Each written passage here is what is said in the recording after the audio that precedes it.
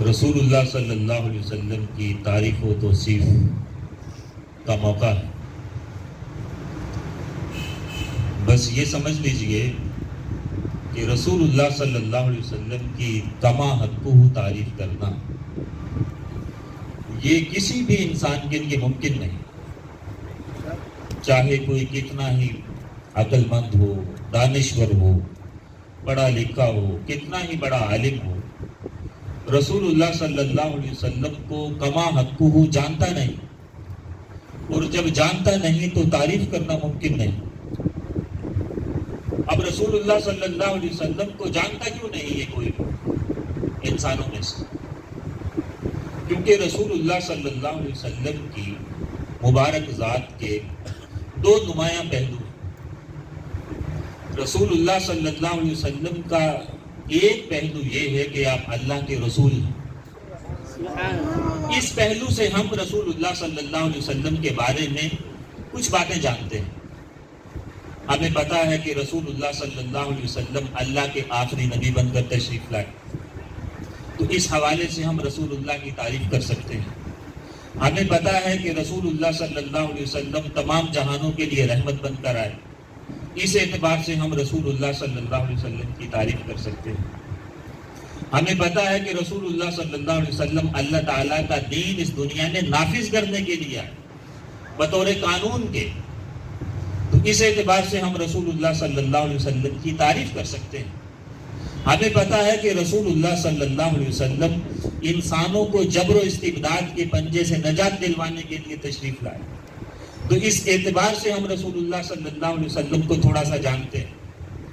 ہمیں پتا ہے کہ رسول اللہ صلی اللہ علیہ وسلم انسانوں کے باطن کی گندگی دھو کر ان کا تزکیہ کرنے کے لیے تشریف لائے، اس اعتبار سے ہم رسول اللہ کو تھوڑا سا جانتے ہیں، تو اس اعتبار سے ہم تعریف کر سکتے ہیں۔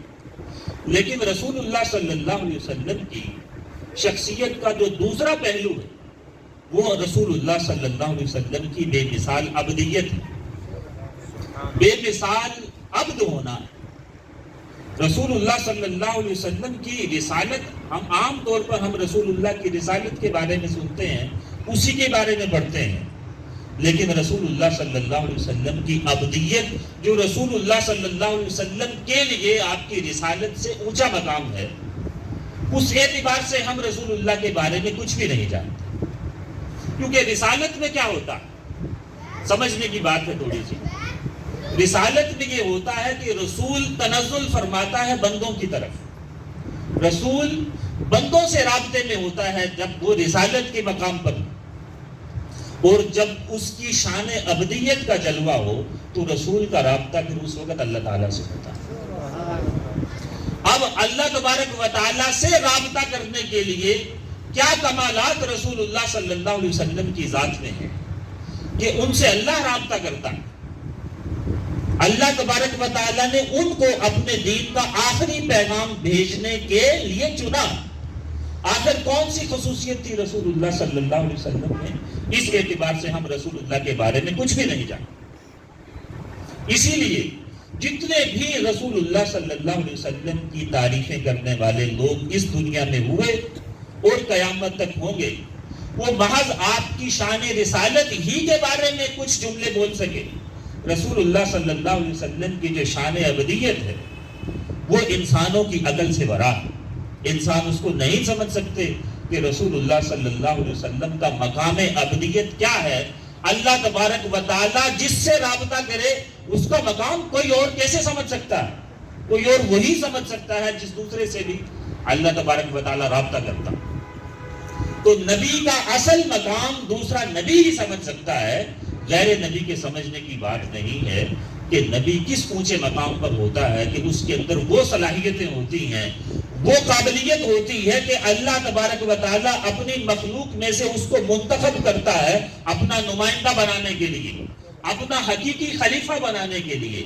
اسی اعتبار سے اگر دیکھیں تو رسول اللہ صلی اللہ علیہ وسلم کی ثنا خوانی کرنے والے جتنے بھی لوگ تھے، جنہوں نے پوری زندگیاں رسول اللہ کی ثنا کرنے میں گزار دی، لیکن آخر میں وہ اپنی عجز کا اعتراف کرنے پر مجبور ہو۔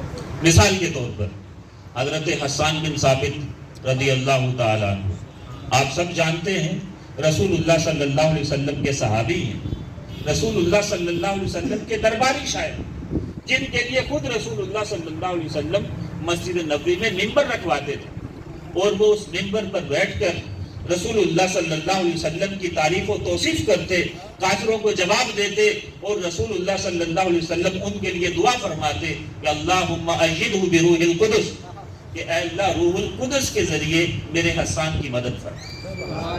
اب وہ حسان جن کی پوری زندگی، زمانہ اسلام میں بھی 60 سال زندگی، زمانہ کفر میں بھی 60 سال زندگی، 120 سال عمر پائی، اگلے 60 سال ساری زندگی رسول اللہ کی تعریف و توصیف میں گزرے، لیکن اس کے باوجود یہ کہنے پر مجبور ہو گئے کہ وہ احسن منک لم تر قط عینی واجمل منک لم تلد النساء،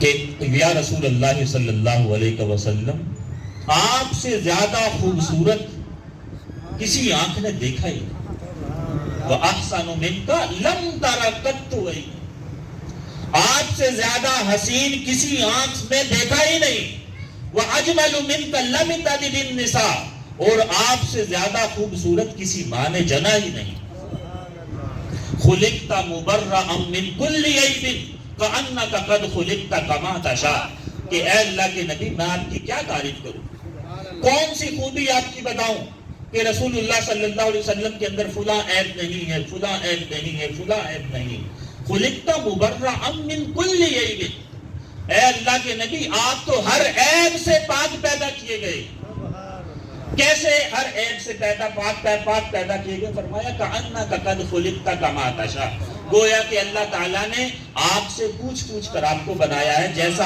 آپ بننا چاہتے تھے، جیسا آپ کی خواہش تھی، ویسا ہی مکمل کامل اکمل شخصیت آپ کی اللہ تعالیٰ نے تخلیق فرمائی۔ اسی طرح قصیدہ بردہ شریف آپ لوگ پڑھتے ہیں، کتنا بڑا قصیدہ ہے، اس پورے قصیدے میں اللہ تبارک و تعالیٰ کے نبی کی وہ تعریف و توصیف اس بندے نے بیان کی ہے کہ دنیا آج تک حیران ہے، پوری دنیا میں پڑھا جاتا ہے جب سے لکھا گیا۔ اتنی تعریف و توصیف کرنے کے بعد علامہ بوسیلی کیا فرماتے ہیں کہ اے اللہ کے نبی میں آپ کے بارے میں کیا کہوں، کہنے کے لیے میرے پاس کچھ نہیں، میرے پاس کوئی الفاظ نہیں ہے، تو اللہ کے ان بندوں کو، رسول اللہ کے امتیوں کو میں ایک نصیحت کرتا ہوں۔ علامہ بوسیلی کہہ رہے ہیں کیا، فرمایا دع مدعتہ النصارى فی نبیہم واحکم بما شئت مدعا فیہ وحدک، کہ اے اللہ کے بندو رسول اللہ کی تعریف و توصیف میں تم ایک چیز چھوڑ کر باقی جو بھی کہہ لو، رسول اللہ کی تعریف میں مبالغہ نہیں ہو سکتا۔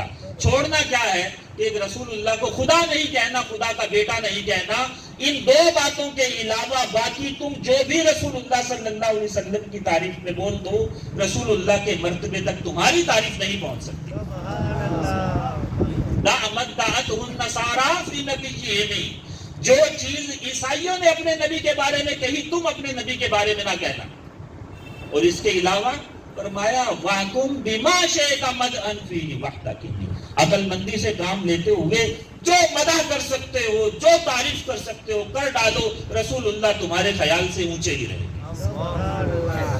آگے اسی قصیدے میں فرماتے ہیں فَإِنَّ فَضْلَ رَسُولُ اللَّهِ لَيْسَ لَهُ حَدٌّ فَيُعْرِبَ عَنْهُ نَاطِقٌ بِفَمِهِ، کہ اللہ کے بندو رسول اللہ صلی اللہ علیہ وسلم کی فضیلت وہ عالی شان فضیلت ہے کہ جس کی کوئی آخری حد انسانی عقل میں نہیں آ سکتی۔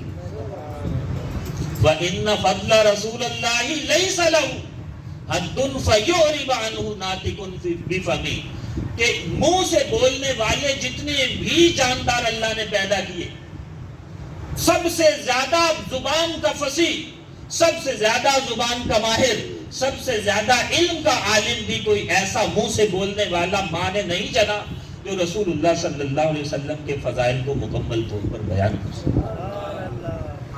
جس بھی شاعر کے پاس چلے جائیں وہ رسول اللہ کی تعریف کرنے کے بعد ہاتھ جوڑتا دکھائی دیتا ہے۔ مثال کے طور پر شاہ عبدالعزیز محدث دہلوی، آپ سب نے سنا ہوا ہے، برے صغیر کے اندر علم الحدیث کی بنیاد ہے شاہ عبدالعزیز محدث دہلوی، شاہ ولی اللہ کے بیٹے۔ شاہ ولی اللہ محدث دہلوی کے اس بیٹے نے رسول اللہ کی بہت تعریفیں کی، بہت قصیدے لکھے، لیکن آخر تھک ہار کر کہا یا صاحب الجمال و یا سید البشر، اے روشن چہرے والے، اے صاحب جمال، اے انسانیت کی سردار، اے اللہ کے نبی، من وجہک المنیر لقد نور القمر، اے اللہ کے نبی، اے روشن چہرے والے، اے خوبصورتی کے مالک، اے حسن کائنات، اے کائنات کے حسن، میں آپ کی تعریف میں کیا کہوں کہ آپ کا چہرہ چاند کی طرح روشن ہے؟ فرمایا نہیں، آپ کے چہرے سے نور کی خیرات لی ہے چاند نے، تب جا کر چاند روشن ہوا۔ من وجہک المنیر لقد نور القمر، کہ آپ کے نورانی چہرے کے نور کی بھیک سے یہ چاند کے اندر نور اللہ نے رکھا ہے۔ تو اب آپ دنیا کے اندر کسی معبود کی خوبصورتی کی تعریف کرنی ہو، تشبیہ دینی ہو، تو ہم کیا کہتے ہیں؟ چاند کی طرح حسین، فلاں چاند کی طرح خوبصورت ہے۔ اے اللہ کے نبی، آپ کو تشبیہ دینے کے لیے ہمارے پاس کوئی مشبہ بھی نہیں ہے، کیونکہ آپ پڑھے لکھے لوگ سب جانتے ہیں کہ وجہ شبہ کا مشبہ بھی کے اندر مشبہ کے مقابلے میں بدرجہ عدم ہونا زیادہ ضروری ہے۔ تو جب تک کوئی ایسا نہ دکھے جو آپ سے زیادہ حسین ہو، اے اللہ کے نبی، ہم کیسے کہیں کہ آپ اس کی طرح حسین ہیں؟ جس کی طرف بھی دیکھتے ہیں وہ آپ کے حسن سے بھیک لے کر اپنے چہرے پر حسن بکھیرتا ہوا دکھائی دیتا ہے۔ تو پھر کیا کہیں؟ اے اللہ کے نبی، پھر آپ کی تعریف ہم کیسے کریں؟ وہ کہتے ہیں خود شاہ عبدالعزیز محدث دہلوی، لا يمكن الثناء كما كان حقه، اے اللہ کے نبی، جس طرح آپ کی تعریف کا حق ہے ویسی تعریف کرنا کسی انسان کے لیے ممکن ہی نہیں۔ اب ہم کیا کریں گے؟ تو فرمایا ہم ایک ہی جملہ کہہ کر بات کو ختم کرتے ہیں۔ وہ جملہ کیا؟ فرمایا بعد از خدا بزرگ توئی قصہ مختصر، کہ اللہ کے نبی، ہمارا یہ ایمان ہے کہ خدا کے بعد اگر کوئی سب سے اونچے مرتبے والی ہستی ہے تو وہ آپ کی ذات ہے، اس کے علاوہ ہم آپ کی کیا تعریف کریں؟ نعرہ تکبیر، نعرہ رسالت، نعرہ خلافت، نعرہ حیدری، عید میلاد النبی زندہ باد۔ اسی طرح میں مرزا غالب کے بارے میں سنا ہوگا، آپ سب پڑھے لکھے لوگ ہیں، آپ جانتے ہیں کہ اردو لٹریچر کے اندر مرزا غالب کا قریب وہی مقام ہے جو عربی لٹریچر کے اندر امرؤ القیس اور لبید ابن ربیعہ اور یہ جو امیہ ابن سلط، یہ سارے جو شاعر گزرے ہیں، جو ان کا مقام ہے اردو ادب میں، وہی مقام مرزا غالب کا ہے۔ مرزا غالب سند استعمال ہوتا ہے بطور سند شعرا کی، کہ اس شعر کو کس نے لکھا ہے؟ جی مرزا غالب نے لکھا ہے، مرزا غالب نے لکھا ہے، تو اب اس پر بحث نہیں ہوگی، اتنا بڑا نام ہے مرزا غالب کا۔ اب وہ مرزا غالب جس کے سامنے محاورے، کلمات، روزمرہ تشبیہات ہاتھ باندھے کھڑے رہتے تھے، جب رسول اللہ صلی اللہ علیہ وسلم کی تعریف و توصیف مرزا غالب نے کرنا چاہی تو عقل حیران رہ گئی کہ کیا کہوں۔ آخر کیا کہہ کے بات ختم کی؟ مرزا غالب کہتا ہے، غالب ثنائے خواجہ با یزداں گذاشتیں، فارسی کا شعر ہے، ترجمہ بتاؤں گا۔ غالب ثنائے خواجہ با یزداں گذاشتیں، کا ذات پاک مرتبہ دان محمد است، کہ اے غالب تمہاری کیا اوقات ہے کہ تم محمد عربی صلی اللہ علیہ وسلم کی تعریف کر سکو۔ غالب ثنائے خواجہ، خواجہ مطلب سردار، ثنا تعریف کو کہتے ہیں۔ بیزداں گذاشتیں، یزداں کا لفظ فارسی میں خدا کے لیے استعمال ہوتا ہے۔ اے غالب تم اللہ تعالیٰ کے حبیب کی تعریف کرنے کا کام اللہ کے لیے ہی چھوڑ دو، تمہارے بس کی بات نہیں ہے۔ کیوں؟ کا ذات پاک مرتبہ دان محمد است، کیونکہ محمد صلی اللہ علیہ وسلم کی مبارک ذات جس اعلیٰ مرتبے کی حامل ہے، تمہاری عقل وہاں تک نہیں پہنچ سکتی۔ رسول اللہ کا مقام و مرتبہ خود ذات رب ہی جانتا ہے، تو وہی اللہ تعالیٰ اپنے نبی کی تعریف کرے تو کرے، کسی انسان کے بس کی بات نہیں۔ اسی طرح ہم چلتے چلتے بریلی کے تاجدار کے پاس آئے کہ اے بریلی کے تاجدار، آپ کیا حبیب لبیب صلی اللہ علیہ وسلم کی تعریف کرتے ہیں؟ ساری زندگی نظم میں دیکھیں یا نثر میں دیکھیں فتاوا میں دیکھیں یا حدیث میں دیکھیں، رسول اللہ کی تعریف نظر آتی ہے اعلیٰ حضرت کی ہر شاعری کی، ہر کلام، ہر نظم، ہر نثر کے اندر۔ لیکن آپ لوگوں نے پڑھی ہوگی وہ نعت، بہت دفعہ سنی ہوگی، سرور کہوں کہ مالک و مولا کہوں تجھے، کتنا لمبا قصیدہ ہے۔ پورے قصیدے میں اعلیٰ حضرت یہی سوچتے رہے کہ میں اپنے حبیب کو کیا کہوں، کیا کہوں، سرور کہوں، مالک کہوں، مولا کہوں، خلیل کہوں، نجی کہوں، نبی کہوں، صفی کہوں، کیا کہوں۔ آخر میں بات ختم کہاں کی؟ فرمایا تیرے تو وصف عیب تناہی سے ہیں بری، کہ اے اللہ کے حبیب تیرے کون کون سے وصف کو گنواؤں، تیرے وصف تو کبھی ختم ہوں گے ہی نہیں۔ عیب تناہی، تناہی یہ مصدر باب تفاعل کا، ختم ہونا، کہ اے اللہ کے نبی تیرے جو اوصاف ہیں، تیری جو خوبیاں ہیں، ان میں یہ خامی نہیں ہے کہ وہ کہیں حد پر جا کر ختم ہو جائے۔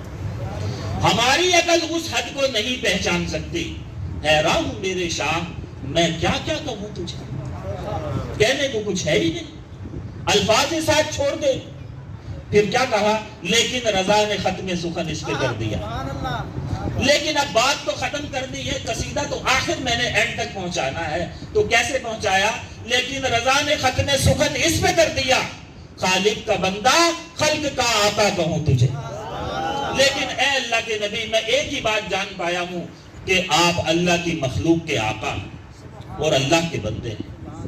آپ دیکھیں یہ جو میں نے شروع میں بات کی کہ ہم رسول اللہ کی ابدیت کے بارے میں کچھ نہیں جانتے، رسول اللہ کی رسالت کے بارے میں تھوڑا بہت ہم جانتے ہیں۔ آپ دیکھیں قرآن کریم کے اندر جہاں پر بھی اللہ تبارک و تعالیٰ نے رسول اللہ صلی اللہ علیہ وسلم کے لیے کسی خاص انعام کا تذکرہ کیا، وہاں حوالہ رسالت کا نہیں، ابدیت کا نہیں۔ مثال کے طور پر سبحان الذی اسریٰ بعبدہ، اب یہاں دیکھیں یہ نہیں کہا اسریٰ برسولہ، کیونکہ یہ ایسا مقام و مرتبہ تھا جو اللہ اپنے خاص لاڈلے بندے کو ہی کرواتا ہے۔ اسی طرح تبارک الذی نزل الفرقان علی عبدہ لیکون للعالمین نذیرا، کہ وہ اللہ برکت والا ہے جس نے حق اور باطل میں فرق کر دینے والی کتاب اپنے لاڈلے بندے کو نازل کر کے عطا فرمائی۔ اسی طرح جب اللہ تعالیٰ نے اپنے حبیب کے ساتھ کوئی راز و نیاز کی بات کی تو قرآن میں اس کا حوالہ دیا فَأَوْحَىٰ إِلَىٰ عَبْدِهِ مَا أَوْحَىٰ، کہ اپنے حبیب سے جو باتیں کی سو کی۔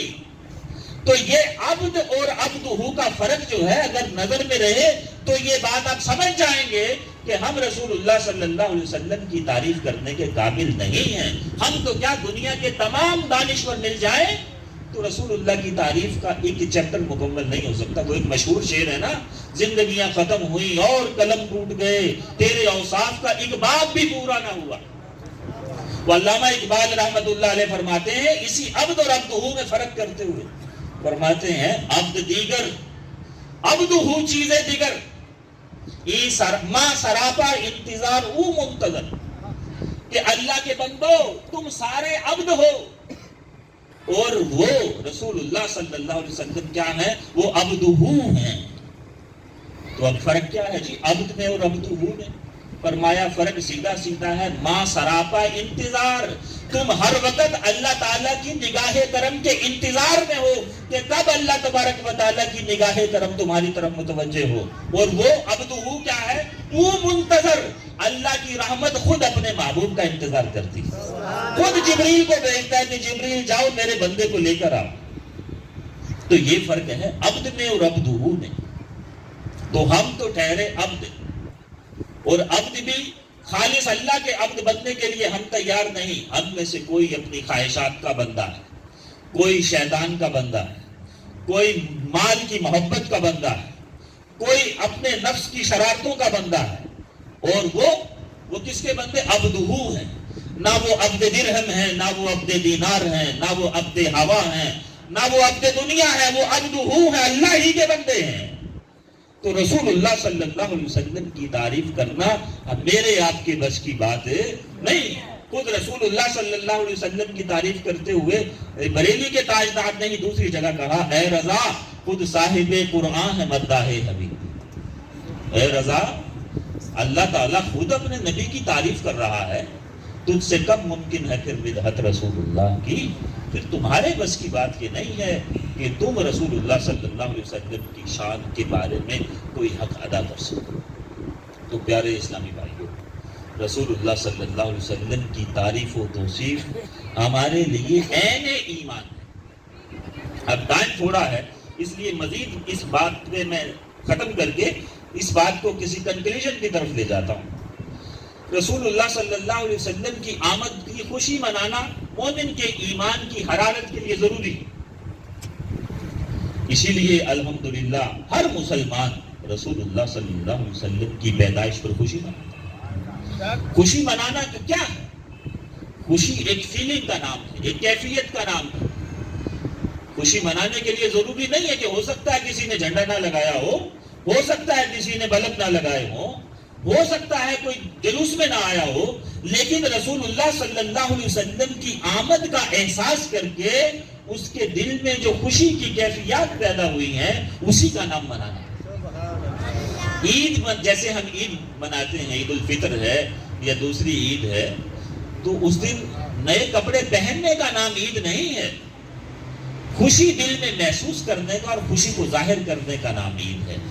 جب آپ کو پتا چلے مثال کے طور پر کہ آج وہ دن ہے کہ آج رسول اللہ صلی اللہ علیہ وسلم کی تشریف آوری ہوئی، تو اس وقت جو آپ کی فیلنگ ہوگی، جو آپ کی کیفیت ہوگی، اسی کا نام عید میلاد النبی ہوگا، اور وہ شکر گزاری کی اللہ تعالیٰ کے لیے فیلنگز ہوگی، وہی احساسات ہوں گے۔ آپ کا بس نہیں چلے گا کہ آپ اللہ تبارک و تعالیٰ کی اس نعمت عظمیٰ کے شکرانے کے لیے، وہ تو کیا اعلیٰ حضرت نے فرمایا، جان دی ہوئی اسی کی تھی، حق تو یہ ہے کہ حق ادا نہ ہوا۔ تو رسول اللہ صلی اللہ علیہ وسلم کی لفظی تعریف تو ہمارے بس کی بات نہیں، اب ہمارے ذمہ کرنے کا کام کیا ہے؟ رسول اللہ صلی اللہ علیہ وسلم کی لفظی تعریف تو کریں ہی جتنی ہمارے بس کی بات ہے، لیکن رسول اللہ کی عملی تعریف کریں۔ عملی تعریف کیا ہے رسول اللہ صلی اللہ علیہ وسلم کی؟ کہ رسول اللہ صلی اللہ علیہ وسلم جو چاہتے تھے ہم کو سکھانا، جس راستے پر ہم کو چلانا چاہتے تھے، رسول اللہ صلی اللہ علیہ وسلم جو پیغام لے کر آئے، اس پیغام کو ہم اپنی زندگی کا جب تک اوڑھنا بچھونا نہیں بناتے، جب تک اپنی زندگی کا اولین مقصد نہیں بناتے، تب تک ہم رسول اللہ صلی اللہ علیہ وسلم کی عملی تعریف نہیں کر سکتے۔ عملی تعریف یہی ہے کہ ہم اپنے کردار کے ذریعے یہ ثابت کر دیں کہ ہاں رسول اللہ صلی اللہ علیہ وسلم کے بارے میں جو اللہ تعالیٰ نے فرمایا ہے کہ اِنَّكَ لَعَلَىٰ خُلُقٍ عَظِيمٍ، ہاں اللہ تبارک و تعالیٰ نے واقعی یہ سچ فرمایا ہے کہ رسول اللہ سے اعلیٰ کسی کا اخلاق نہیں ہے، اسی لیے میں نے وہ اخلاق اپنے اوپر امپوز کر لیا ہے، اپنے اوپر نافذ کر لیا ہے۔ عظیم کیا ہے؟ آپ لوگ سمجھیں عظیم کوئی چھوٹی چیز ہے؟ عربی زبان کے اندر کسی چیز کی عظمت بیان کرنے کے لیے عظیم سے آگے کوئی لفظ نہیں ہے۔ آپ ڈکشنری کھول کے دیکھیں، عظیم کا معنی آپ کو ملے گا العظیم الذی لا منتہا لعظمتہ، عظیم وہ ہوتا ہے جس کی عظمت کی کوئی آخری حد نہ ہو۔ تو اللہ تبارک و تعالیٰ نے اپنے حبیب کے کردار کو کیا کہا؟ انک لعلی خلق عظیم، کہ میرے محبوب کا جو اخلاق ہے، میرے محبوب کا جو کردار ہے، اس کی عظمتوں کی کوئی حد نہیں ہے۔ کوئی دنیا میں ایسا مسلم، کوئی دنیا میں ایسا ہیرو نہیں جس کا ایسا کردار ہو جیسا میرے نبی صلی اللہ علیہ وسلم کا ہے۔ تو آپ مجھے بتائیے پھر ہمارے آئیڈیل رسول اللہ صلی اللہ علیہ وسلم کیوں نہیں ہیں؟ لفظوں میں تو ہیں۔ لفظوں میں میں پوچھوں کہ جناب ہم میں سے کون کون عاشق رسول ہیں، ہم سارے ہاتھ کھڑا کریں گے۔ تو آپ بھی عاشق رسول، میں بھی عاشق رسول، لیکن صرف معذرت کے ساتھ صرف لفظوں میں عاشق رسول، لفظوں میں عاشق رسول ہیں۔ عمل کے اعتبار سے دیکھیں تو عشق ہمیں چھو کر بھی نہیں گزرا۔ عشق، لفظ عشق پر اگر تم لوگ غور کرو تو عشق کیا ہے؟ عربی زبان کا ہی لفظ ہے نا عشق بھی، العشق من العشقہ۔ دیہاتوں کے رہنے والے آپ میں سے کوئی ہوں گے تو آپ نے دیکھا ہوگا کہ ایک بیل ہوتی ہے پیلے رنگ کی، جس کو آکاش بیل کہا جاتا ہے، اردو میں امر بیل کہا جاتا ہے، عام پنجابی سرائکی میں، کہ کسی درخت کے اوپر اگر اس کو پھینک دیا جائے تو وہ درخت کے اوپر پھیلتی چلی جاتی ہے، درخت کی شاخوں کے اندر پیوست ہو کر درخت کا پانی اور خوراک چوستی ہے اور درخت کو خشک کر دیتی ہے۔ اس بیل کو کہا جاتا ہے العشقہ۔ تو اس سے ماخوذ ہے عشق. تو کیا مطلب ہوا کہ عشق کا دعویٰ کرنے والا اگر اپنے دعوی عشق میں سچا ہے تو جو بندہ واقعی عاشق ہوگا عشق اس کی وہی حالت کر دے گا جو وہ بیل اس درخت کی حالت کرتی ہے کہ اس درخت کا خون چوس لیتی ہے اور درخت کو سکھا دیتی ہے. اگر رسول اللہ صلی اللہ علیہ وسلم کا عشق واقعی ہمارے اوپر طاری ہوتا تو رسول اللہ صلی اللہ علیہ وسلم کا عشق ہمارے خون کو پی چکا ہوتا, ہمارے حواس پر طاری ہو چکا ہوتا, ہم اپنے آپ سے بیگانہ ہو کر رسول اللہ کی ذات میں گم ہو چکے ہوتے اور وہ مقام آ چکا ہوتا. وہ فارسی کے شاعر نے کہا تھا نا, من تن شدم تو جا شدی تو من تو شدم تو من شدی من تن شدم تو جا شدی تاکس نہ گوید باد ازی من دیگرم تو دیگری. یہ شعر سمجھ لو تو عشق کا معنی سمجھ میں آ جائے گا. شاعر کہتا ہے, عاشق اپنے محبوب کو کہتا ہے من تو شدم, میں تو بن جاؤں, تو من شدی, تو میں بن جا, تو میں اور میں تو, من تن شدم تو جا شدی, میں جسم بن جاؤں تو میری جان بن جا, تو میری روح بن جا. اگر رسول اللہ صلی اللہ علیہ وسلم سے واقعی ہمیں عشق ہے تو ہم جسم ہوں, ہمارے اندر روح رسول اللہ صلی اللہ علیہ وسلم کا محبت ہونی چاہیے. ہر عمل میں, ہر قدم پہ, ہر سوچ میں, ہر سانس میں ہماری ایک ہی ترجیح ہونی چاہیے. ٹاپ پریارٹی یہی ہو کہ رسول اللہ صلی اللہ علیہ وسلم کا اس بارے میں کیا فرمان. اور فرمایا میں آپ میں ایسا گم ہو جاؤں عشق کے ذریعے سے تو پھر دیکھنے والا کیا کرے, تاکس نہ گوید باغزی من دیگرم تو دیگری. کوئی دیکھنے والا پھر یہ نہ کہے کہ یہ کوئی اور بندہ ہے, جو مجھ کو دیکھے اس کو میرے اندر تیری زیارت ہو جائے. دیکھنے والا دیکھ کر کہے کہ یہ کوئی عام آدمی نہیں, یہ محمد عربی کا غلام ہے. عاشقان او زخوبہ خوبتر. علامہ اقبال فرماتے ہیں رسول اللہ صلی اللہ علیہ وسلم کا جو عاشق بن جاتا ہے تو یہ عشق رسول اللہ کا ایسا اس کی جان پر, اس کے جسم پر قبضہ جما لیتا ہے کہ وہ دنیا کے ہر بہتر سے بہترین بن جاتا ہے. خوبہ خوب, یہ فارسی میں آپ سمجھ لیں اس میں تفضیل ہے, جس کو سپرلیٹو ڈگری آپ لوگ بولتے ہیں, کہ اس سے آگے بیان کرنے کے لیے, مرتبہ بیان کرنے کے لیے اور کوئی لفظ نہیں ہے. عاشق او خوبہ ز خوب تر, سب سے آگے, سب سے بہتروں سے بہتر, اچھوں سے اچھا, عقل مندوں سے عقل مند, ذہینوں سے ذہین, اللہ کے پیاروں سے پیارا کون ہے؟ رسول اللہ صلی اللہ علیہ وسلم کا عاشق. عاشقان او زخوبہ خوب تر. تو اگر اللہ کے رسول کے عاشق بنو گے تو ایسے بنو کہ جو آپ کو دیکھے اس کو رسول اللہ صلی اللہ علیہ وسلم کی زیارت آپ کے کردار میں ہو جائے.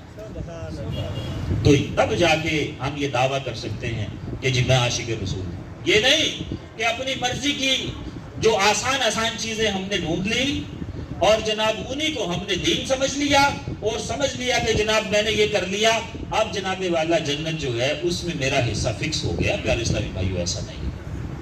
جنت جو ہے انہی کے لیے ہے جو رسول اللہ صلی اللہ علیہ وسلم کی پیروی کرتے ہیں. کس چیز میں پیروی کرتے ہیں؟ رسول اللہ صلی اللہ علیہ وسلم کے دین میں رسول اللہ کی پیروی کرتے ہیں. رسول اللہ کا دین کیا ہے؟ رسول اللہ کا دین ہماری پسند کی باتیں نہیں ہیں جو ہمیں اچھی لگے. ہم تو چاہتے ہیں کہ جناب نہ ہمیں کوئی نیند سے اٹھ کے نماز پڑھنی پڑے, نہ ہمیں جناب دکان چھوڑ کے مسجد میں آنا پڑے, نہ ہمیں جھوٹ غیبت چغل خوری کو چھوڑنا پڑے, نہ دھوکہ دہی کو چھوڑنا پڑے. ہاں تھوڑا بہت ہم چندہ دے دیں گے, کبھی کبھار نماز پڑھ لیں گے, لنگر کی دیگ پکا دیں گے, یہی دین ہے, اس پہ ہم نے عمل کر لیا, اب ہمارے لیے جنت میں کوئی پلاٹ فکس ہونا چاہیے. ایسا نہیں. رسول اللہ کا دین کیا ہے جو رسول اللہ صلی اللہ علیہ وسلم نے صحابہ کو سکھایا؟ ایک زندگی گزارنے کا مکمل طریقہ. تو جب تک ان تمام چیزوں کو ہم اپنی زندگی کے لیے رہنما نہیں بنائیں گے تب تک رسول اللہ سے عشق کا ادنا تقاضا پورا نہیں ہوتا, تب تک ایمان لانے کی پہلی سیڑھی پر ہم قدم نہیں رکھتے, اور تب تک اللہ تبارک و تعالیٰ کے پیارے بندوں میں جو عبدہ ہم نے بات کی اس کے سب سے پہلے درجے تک بھی ہم نہیں پہنچتے. خدا تعالیٰ تک پہنچنا ہے تو رسول اللہ صلی اللہ علیہ وسلم کی واحد راستہ ہے اللہ تعالیٰ تک پہنچنے کا. بریلی کے تاجدار نے فرمایا نا, بخدا خدا کا یہی نظر. خدا کے گھر پہنچنا ہے, خدا تک پہنچنا چاہتے ہو تو خدا کا دروازہ کہاں ہے؟ فرمایا یہی رسول اللہ کی ذات یہ اللہ تعالیٰ تک پہنچنے کا دروازہ ہے. بخدا خدا کا یہی حدر، نہیں اور کوئی مفر مکر. نہ کوئی اور بھاگنے کی جگہ ہے، نہ کوئی اور ٹھکانہ ہے کہ جناب وہاں جا کر چھپ جاؤ گے. یہی ون اینڈ اونلی، یہی راستہ. جو وہاں پہ ہو یہی آ کے ہو، جو یہاں نہیں وہ وہاں نہیں. کہ جو رسول اللہ کے دروازے تک نہیں پہنچا وہ اللہ تعالیٰ تک نہیں پہنچ سکتا. اللہ تعالیٰ سے دعا ہے کہ مجھے اور آپ کو سچا عشق رسول عطا فرمائے. ایسا عشق رسول جو ہمارے اوپر طاری ہو جائے، ہمارے کردار کا حصہ بن جائے، ہماری سوچ کو اپنی گرفت میں جکڑ لے، اسی طرح جس طرح آکاش بیل درخت کو جکڑ لیتی ہے. آمین. وآخر دعوانا ان الحمدللہ رب العالمین.